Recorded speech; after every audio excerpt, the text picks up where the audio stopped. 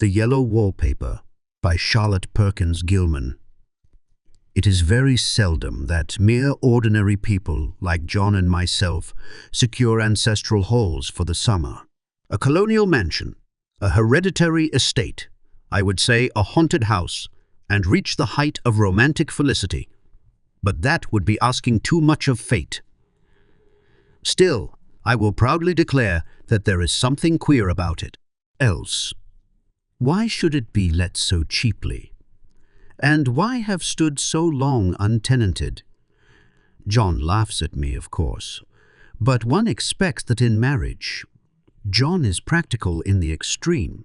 He has no patience with faith, an intense horror of superstition, and he scoffs openly at any talk of things not to be felt and seen and put down in figures.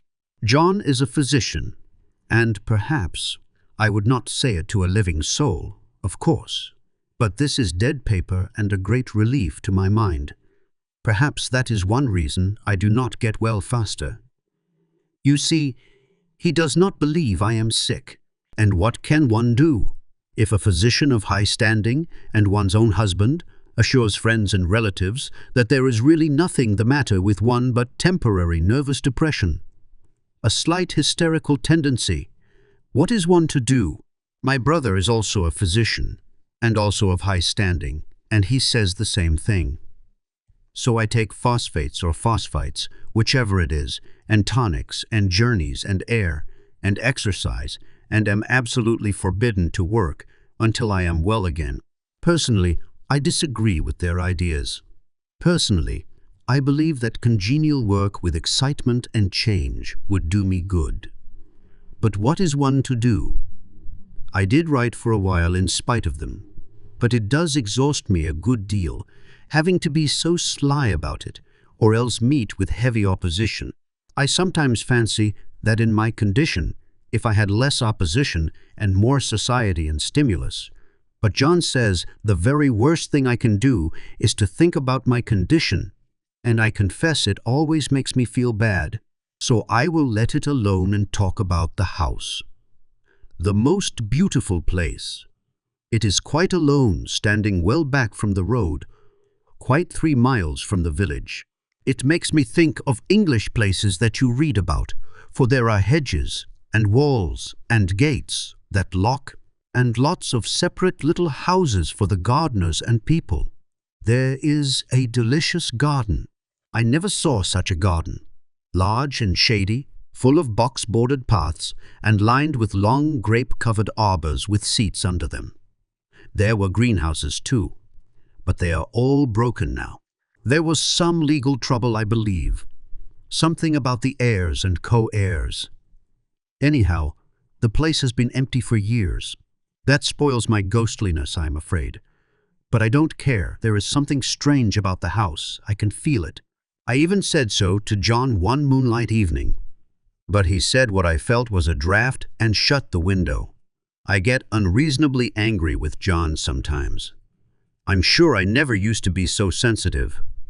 I think it is due to this nervous condition.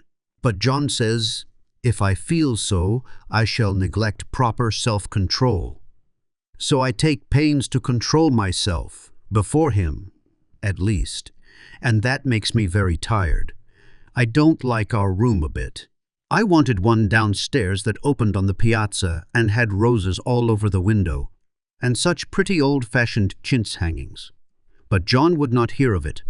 He said there was only one window and not room for 2 beds, and no near room for him if he took another. He is very careful and loving, and hardly lets me stir without special direction.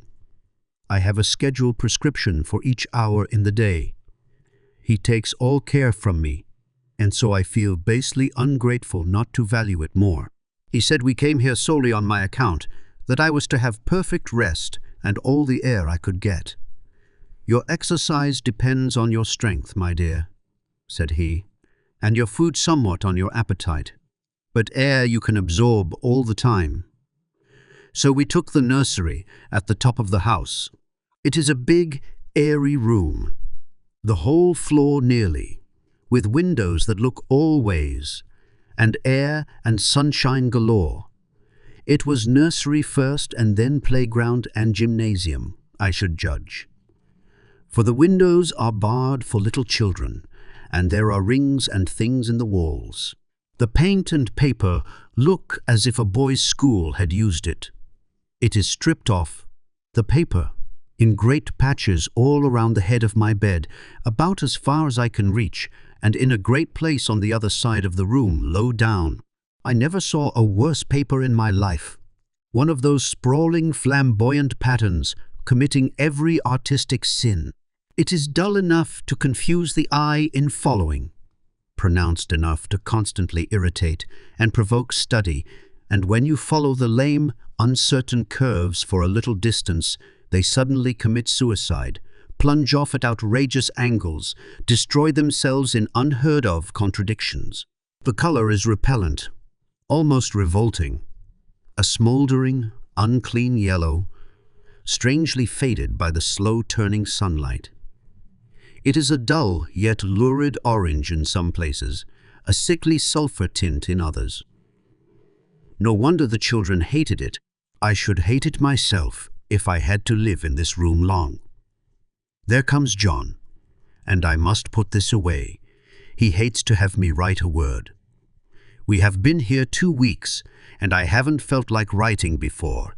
Since that first day, I am sitting by the window now, up in this atrocious nursery, and there is nothing to hinder my writing as much as I please, save lack of strength. John is away all day, and even some nights when his cases are serious. I am glad my case is not serious, but these nervous troubles are dreadfully depressing. John does not know how much I really suffer. He knows there is no reason to suffer, and that satisfies him. Of course, it is only nervousness. It does weigh on me so not to do my duty in any way. I meant to be such a help to John, such a real rest and comfort, and here I am, a comparative burden already. Nobody would believe what an effort it is to do what little I am able, to dress and entertain and order things. It is fortunate Mary is so good with the baby, such a dear baby. And yet I cannot be with him. It makes me so nervous. I suppose John never was nervous in his life. He laughs at me so about this wallpaper.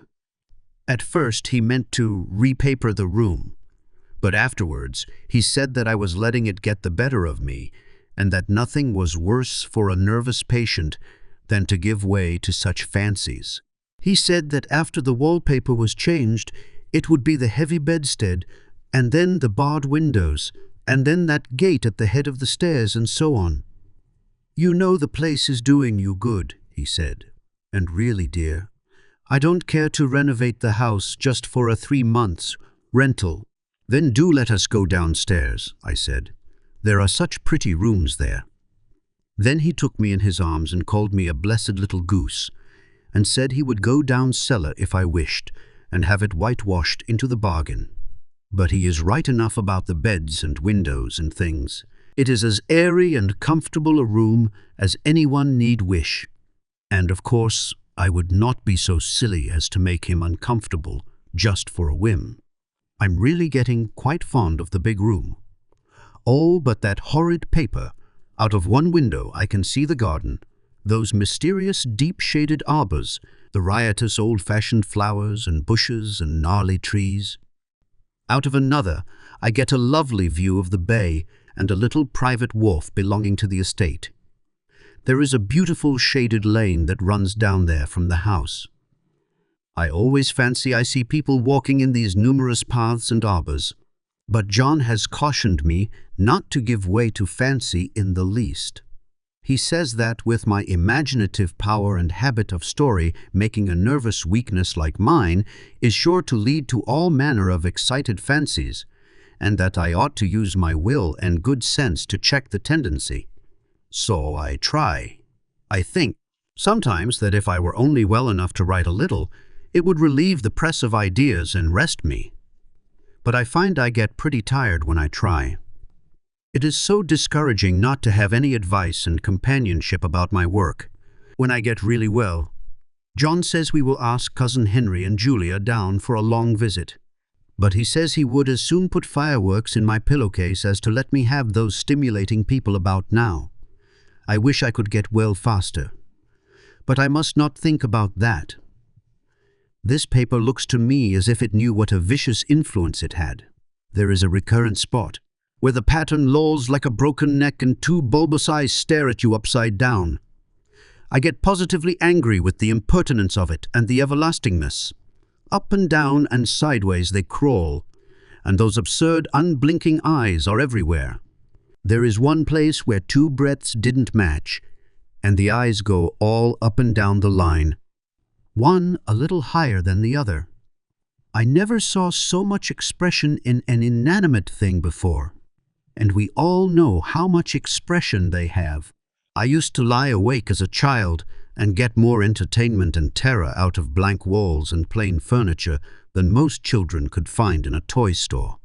I remember what a kindly wink the knobs of our big old bureau used to have, and there was one chair that always seemed like a strong friend. I used to feel that if any of the other things looked too fierce, I could always hop into that chair and be safe. The furniture in this room is no worse than inharmonious, however, for we had to bring it all from downstairs. I suppose when this was used as a playroom, they had to take the nursery things out, and no wonder. I never saw such ravages as the children have made here.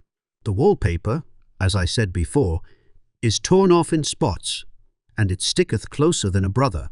They must have had perseverance as well as hatred. Then the floor is scratched and gouged and splintered. The plaster itself is dug out here and there, and this great heavy bed, which is all we found in the room, looks as if it had been through the wars. But I don't mind it a bit, only the paper. There comes John's sister. Such a dear girl as she is, and so careful of me. I must not let her find me writing. She is a perfect and enthusiastic housekeeper and hopes for no better profession. I verily believe she thinks it is the writing which made me sick. But I can write when she is out and see her a long way off from these windows. There is one that commands the road, a lovely, shaded, winding road, and one that just looks off over the country. A lovely country, too, full of great elms and velvet meadows. This wallpaper has a kind of sub-pattern in a different shade, a particularly irritating one, for you can only see it in certain lights, and not clearly then. But in the places where it isn't faded, and where the sun is just so, I can see a strange, provoking, formless sort of figure that seems to sulk about behind that silly and conspicuous front design. Their sister on the stairs. Well, the 4th of July is over. The people are gone, and I am tired out.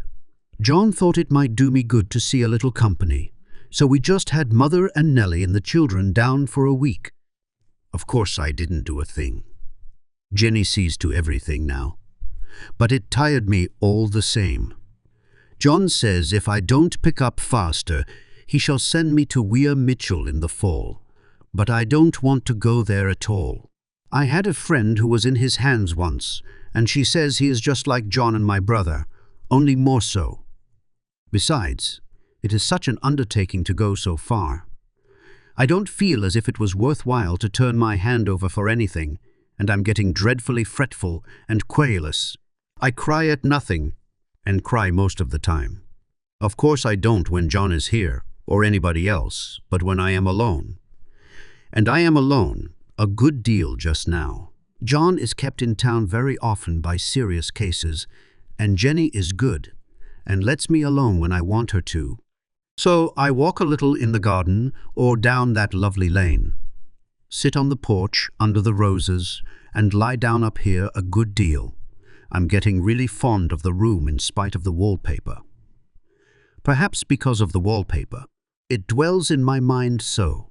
I lie here on this great immovable bed. It is nailed down, I believe, and follow that pattern about by the hour. It is as good as gymnastics, I assure you. I start, we'll say at the bottom, down in the corner over there where it has not been touched, and I determine for the 1000th time that I will follow that pointless pattern to some sort of a conclusion. I know a little of the principle of design, and I know this thing was not arranged on any laws of radiation, or alternation, or repetition, or symmetry, or anything else that I ever heard of. It is repeated, of course, by the breadths, but not otherwise. Looked at in one way, each breadth stands alone. The bloated curves and flourishes, a kind of debased Romanesque with delirium tremens, go waddling up and down in isolated columns of fatuity. But, on the other hand, they connect diagonally, and the sprawling outlines run off in great slanting waves of optic horror, like a lot of wallowing seaweeds in full chase. The whole thing goes horizontally too, at least it seems so. And I exhaust myself in trying to distinguish the order of its going in that direction. They have used a horizontal breadth for a frieze, and that adds wonderfully to the confusion. There is one end of the room where it is almost intact, and there, when the cross lights fade and the low sun shines directly upon it, I can almost fancy radiation after all. The interminable grotesques seem to form around a common center and rush off in headlong plunges of equal distraction. It makes me tired to follow it. I will take a nap, I guess. I don't know why I should write this. I don't want to. I don't feel able. And I know John would think it absurd. But I must say what I feel and think in some way. It is such a relief. But the effort is getting to be greater than the relief. Half the time now, I am awfully lazy and lie down ever so much.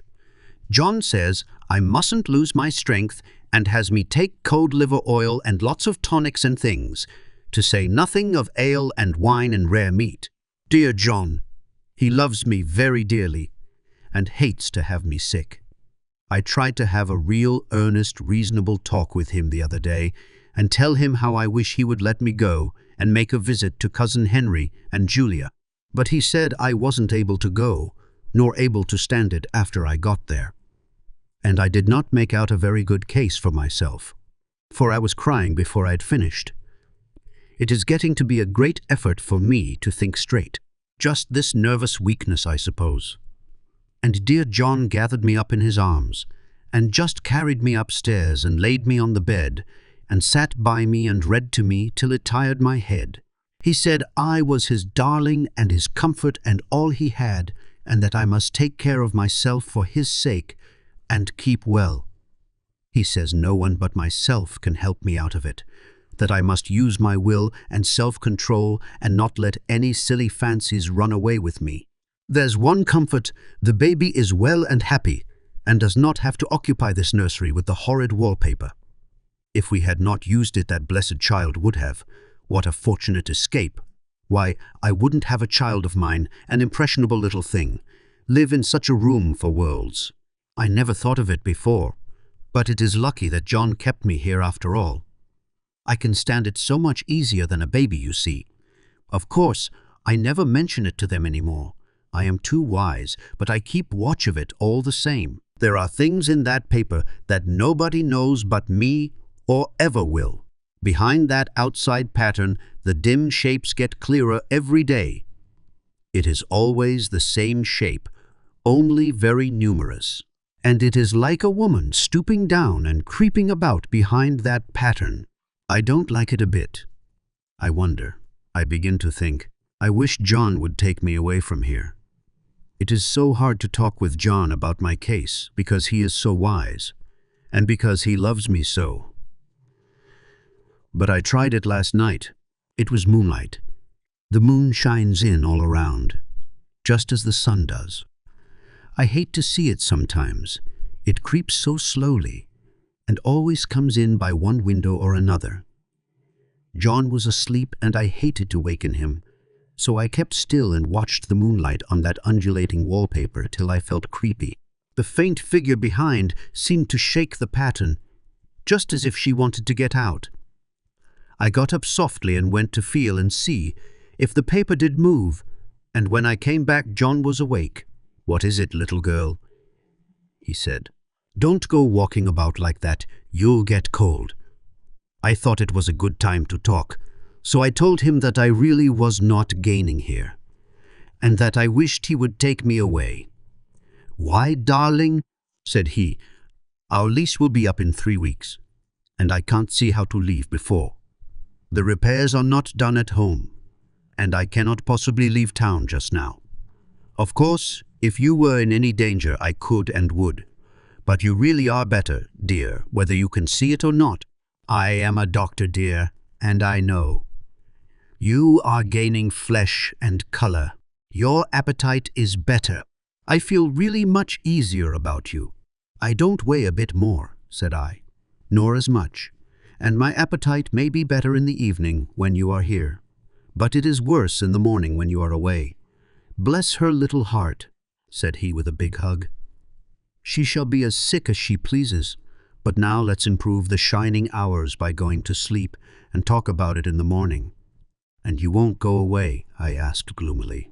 "Why, how can I, dear? It is only 3 weeks more, and then we will take a nice little trip of a few days while Jenny is getting the house ready." "Really, dear, you are better.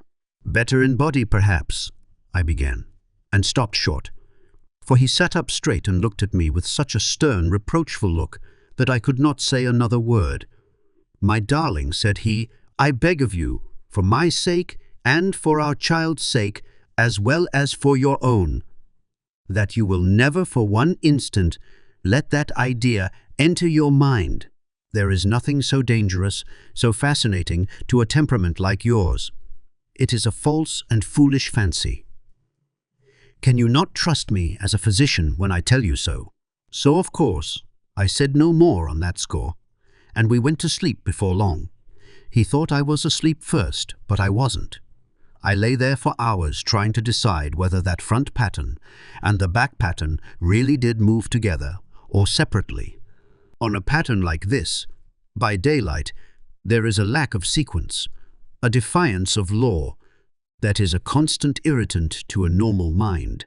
The color is hideous enough, and unreliable enough, and infuriating enough, but the pattern is torturing. You think you have mastered it, but just as you get well underway in following, it turns a back somersault, and there you are. It slaps you in the face, knocks you down, and tramples upon you. It is like a bad dream. The outside pattern is a florid arabesque, reminding one of a fungus. If you can imagine a toadstool in joints, an interminable string of toadstools budding and sprouting in endless convolutions, why, that is something like it. That is, sometimes there is one marked peculiarity about this paper, a thing nobody seems to notice but myself, and that is that it changes as the light changes. When the sun shoots in through the east window, I always watch for that first long, straight ray. It changes so quickly that I never can quite believe it. That is why I watch it always. By moonlight, the moon shines in all night when there is a moon. I wouldn't know it was the same paper. At night, in any kind of light, in twilight, candlelight, lamplight, and worst of all, by moonlight, it becomes bars. The outside pattern, I mean, and the woman behind it is as plain as can be. I didn't realize for a long time what the thing was that showed behind, that dim sub-pattern, but now I am quite sure it is a woman. By daylight she is subdued, quiet. I fancy it is the pattern. That keeps her so still. It is so puzzling. It keeps me quiet by the hour. I lie down ever so much now. John says it is good for me and to sleep all I can. Indeed, he started the habit by making me lie down for an hour after each meal. It is a very bad habit, I am convinced, for you see, I don't sleep. And that cultivates deceit, for I don't tell them I'm awake. Oh no. The fact is, I am getting a little afraid of John. He seems very queer sometimes, and even Jenny has an inexplicable look. It strikes me occasionally, just as a scientific hypothesis, that perhaps it is the paper. I have watched John, when he did not know I was looking, and come into the room suddenly on the most innocent excuses. And I've caught him several times looking at the paper. And Jenny too. I caught Jenny with her hand on it once. She didn't know I was in the room, And when I asked her in a very quiet voice, with the most restrained manner possible, what she was doing with the paper, she turned around as if she had been caught stealing, and looked quite angry, asked me why I should frighten her so. Then she said that the paper stained everything it touched, that she had found yellow smooches on all my clothes and John's, and she wished we would be more careful. Did not that sound innocent? But I know she was studying that pattern, and I am determined that nobody shall find it out but myself. Life is very much more exciting now than it used to be. You see, I have something more to expect, to look forward to watch. I really do eat better and am more quiet than I was. John is so pleased to see me improve. He laughed a little the other day and said I seemed to be flourishing in spite of my wallpaper. I turned it off with a laugh. I had no intention of telling him it was because of the wallpaper. He would make fun of me. He might even want to take me away. I don't want to leave now until I have found it out. There is a week more, and I think that will be enough. I'm feeling ever so much better. I don't sleep much at night, for it is so interesting to watch developments, but I sleep a good deal in the daytime. In the daytime, it is tiresome and perplexing. There are always new shoots on the fungus and new shades of yellow all over it. I cannot keep count of them, though I have tried conscientiously. It is the strangest yellow, that wallpaper. It makes me think of all the yellow things I ever saw. Not beautiful ones like buttercups, but old, foul, bad yellow things. But there is something else about that paper. The smell. I noticed it the moment we came into the room, but with so much air and sun, it was not bad. Now we have had a week of fog and rain, and whether the windows are open or not, the smell is here. It creeps all over the house. I find it hovering in the dining room, skulking in the parlor, hiding in the hall, lying in wait for me on the stairs. It gets into my hair. Even when I go to ride, if I turn my head suddenly and surprise it, there is that smell. Such a peculiar odor, too.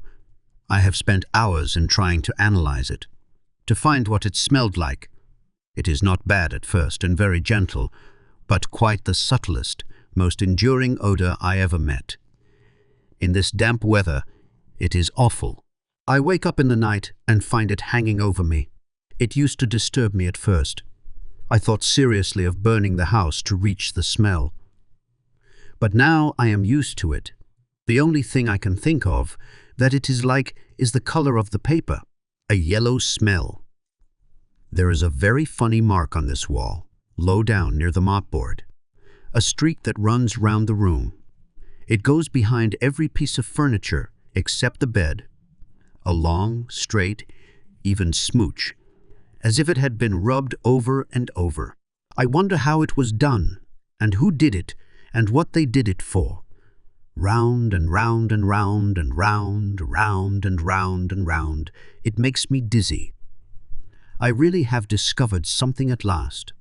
Through watching so much at night, when it changes so, I have finally found out. The front pattern does move, and no wonder.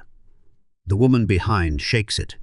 Sometimes I think there are a great many women behind, and sometimes only one, and she crawls around fast, and her crawling shakes it all over. Then, in the very bright spots, she keeps still, and in the very shady spots, she just takes hold of the bars and shakes them hard. And she is all the time trying to climb through. But nobody could climb through that pattern.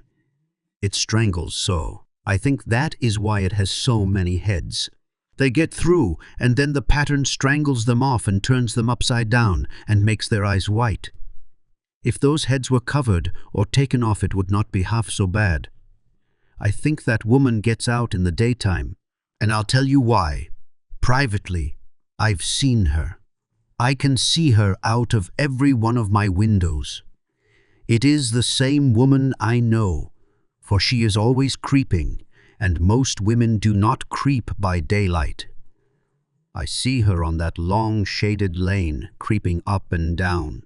I see her in those dark grape arbors, creeping all around the garden. I see her on that long road under the trees, creeping along, and when a carriage comes, she hides under the blackberry vines. I don't blame her a bit. It must be very humiliating to be caught creeping by daylight. I always lock the door when I creep by daylight. I can't do it at night, for I know John would suspect something at once. And John is so queer now that I don't want to irritate him. I wish he would take another room. Besides, I don't want anybody to get that woman out at night but myself. I often wonder if I could see her out of all the windows at once. But turn as fast as I can only see out of one at one time. And though I always see her, she may be able to creep faster than I can turn. I have watched her sometimes away off in the open country, creeping as fast as a cloud shadow in a high wind. If only that top pattern could be gotten off from the under one. I mean to try it little by little. I have found out another funny thing, but I shan't tell it this time. It does not do to trust people too much. There are only 2 more days to get this paper off, and I believe John is beginning to notice. I don't like the look in his eyes, and I heard him ask Jenny a lot of professional questions about me. She had a very good report to give. She said I slept a good deal in the daytime. John knows I don't sleep very well at night, for all I'm so quiet. He asked me all sorts of questions too, and pretended to be very loving and kind, as if I couldn't see through him. Still, I don't wonder he acts so, sleeping under this paper for 3 months. It only interests me, but I feel sure John and Jenny are secretly affected by it. Hurrah! This is the last day, but it is enough. John is to stay in town overnight and won't be out until this evening. Jenny wanted to sleep with me. The sly thing. But I told her I should undoubtedly rest better for a night all alone. That was clever, for really I wasn't alone a bit. As soon as it was moonlight and that poor thing began to crawl and shake the pattern, I got up and ran to help her. I pulled and she shook. I shook and she pulled, and before morning we had peeled off yards of that paper. A strip about as high as my head and half around the room. And then when the sun came and that awful pattern began to laugh at me, I declared I would finish it today. We go away tomorrow, and they are moving all my furniture down again to leave things as they were before. Jenny looked at the wall in amazement, but I told her merrily that I did it out of pure spite at the vicious thing. She laughed and said she wouldn't mind doing it herself, but I must not get tired. How she betrayed herself that time. But I am here, and no person touches this paper but me. Not alive. She tried to get me out of the room. It was too patent, but I said it was so quiet and empty and clean now that I believed I would lie down again and sleep all I could. And not to wake me even for dinner, I would call when I woke. So now she is gone, and the servants are gone, and the things are gone, and there is nothing left but that great bedstead nailed down, with the canvas mattress we found on it. We shall sleep downstairs tonight, and take the boat home tomorrow. I quite enjoy the room. Now it is bare again. How those children did tear about here. This bedstead is fairly gnawed. But I must get to work. I have locked the door and thrown the key down into the front path. I don't want to go out, and I don't want to have anybody come in till John comes. I want to astonish him. I've got a rope up here that even Jenny did not find. If that woman does get out and tries to get away, I can tie her, but I forgot I could not reach far without anything to stand on. This bed will not move. I tried to lift and push it until I was lame, and then I got so angry I bit off a little piece at one corner, but it hurt my teeth. Then I peeled off all the paper I could reach, standing on the floor. It sticks horribly, and the pattern just enjoys it. All those strangled heads and bulbous eyes and waddling fungus growths just shriek with derision. I am getting angry enough to do something desperate.